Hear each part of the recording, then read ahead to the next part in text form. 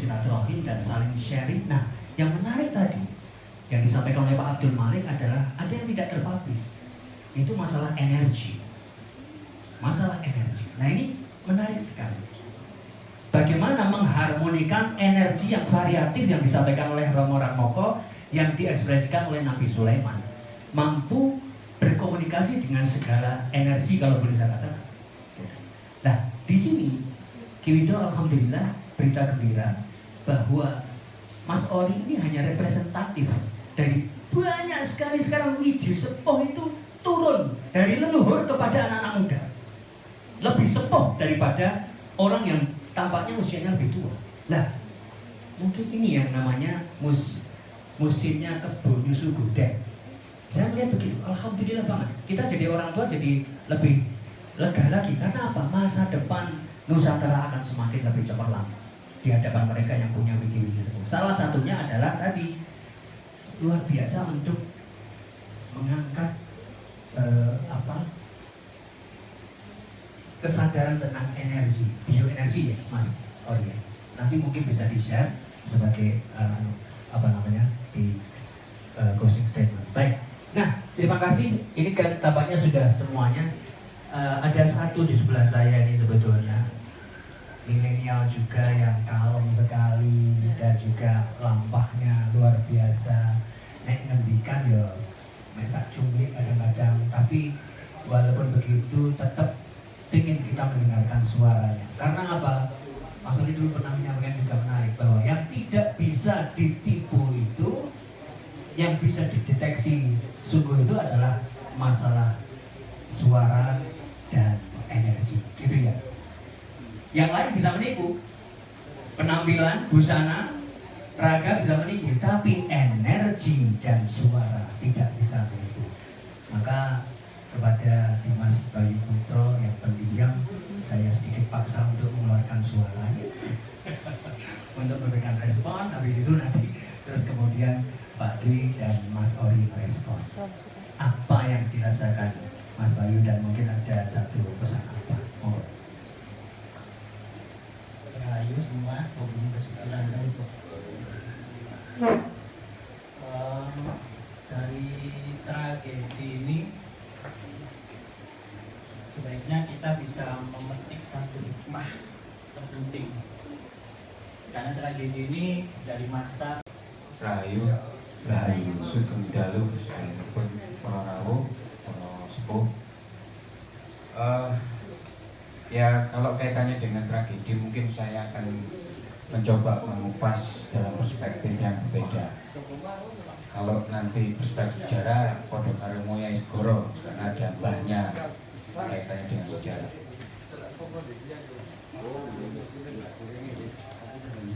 Terus manggul Bapak panggil malih insyaallah Pak. Nggih.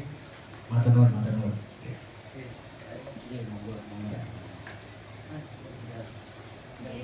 Dengan siklus kosmo,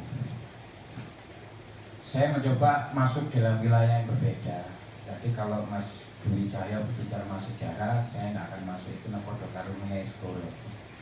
Jadi Mas Bondan juga, Mas Joko, dan terakhir kalau penjelang tadi mendiko bahwa semuanya itu dimulai dari hati nurani ya. Saya dari hati nurani saya yang paling dalam, saya itu tidak mempercayai, kurang yakin dengan kitab Pararaton. Tetapi di sini saya tidak mau berdebat karena bagi saya Pararaton itu kan versi ya. Versi. Mungkin kalau saya punya teori yang lain, mungkin di sini saya tidak mau berdebat, tapi saya cukup mengikuti saja. Walaupun itu saya mencoba untuk mengerti bagaimana, tapi normatif aja di sini seperti yang saya baca cerita dari mulai SD hingga sekarang itu ya seperti itu sih Mas Ari.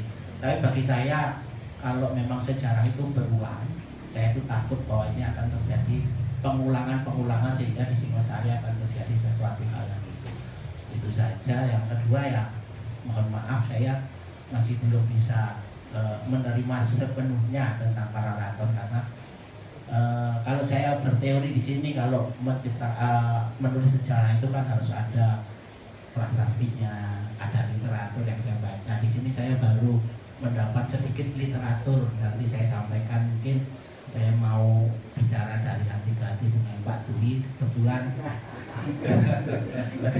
Kebetulan nanti tanggal 19 itu saya minta tolong sama Pak Dwi. Di Hari Sastra Nasional itu saya mau bikin acara penulisan bahasa Jawa di Singosari sepanjang.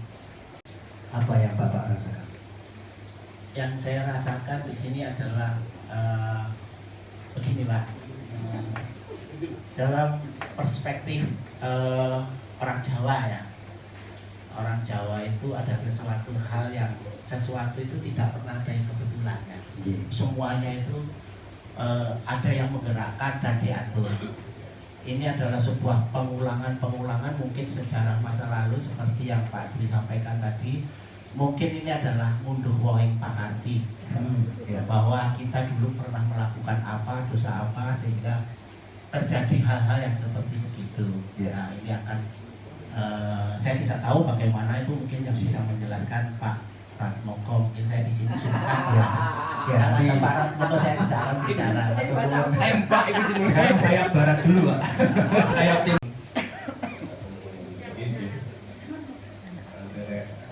Konco-konco dosen saking UM, habis saking menikah, kula aturaken kata baik sih punya.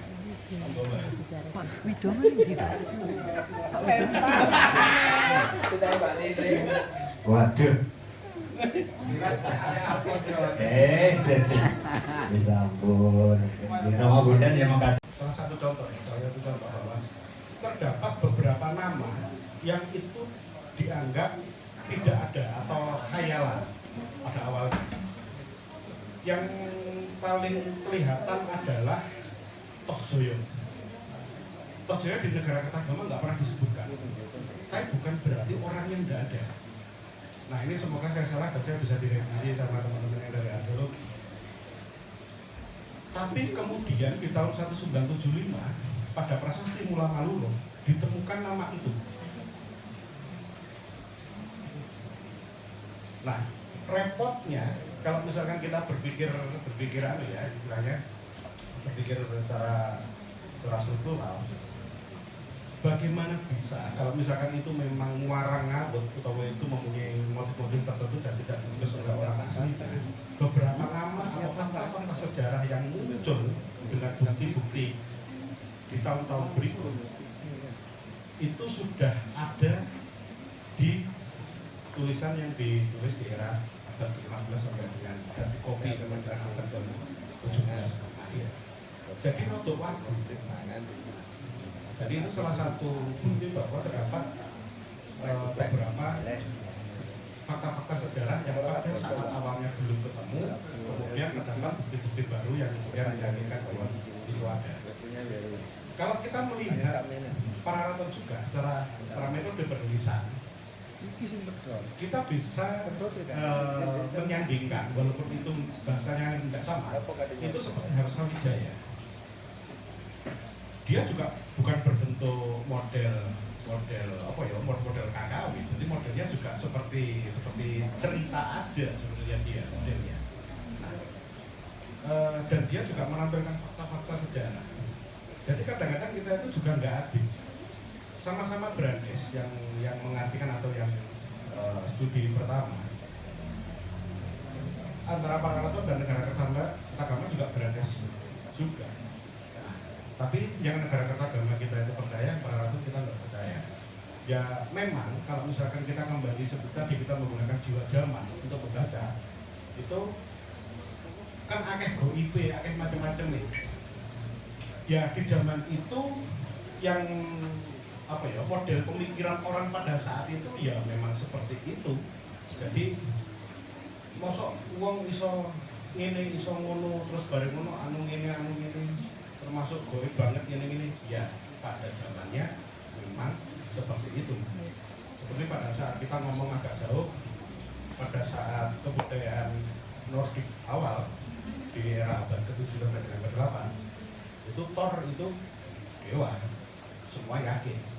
Kalau kita ngomong abad sekarang, abad 21, Thor itu bintang film Marvel.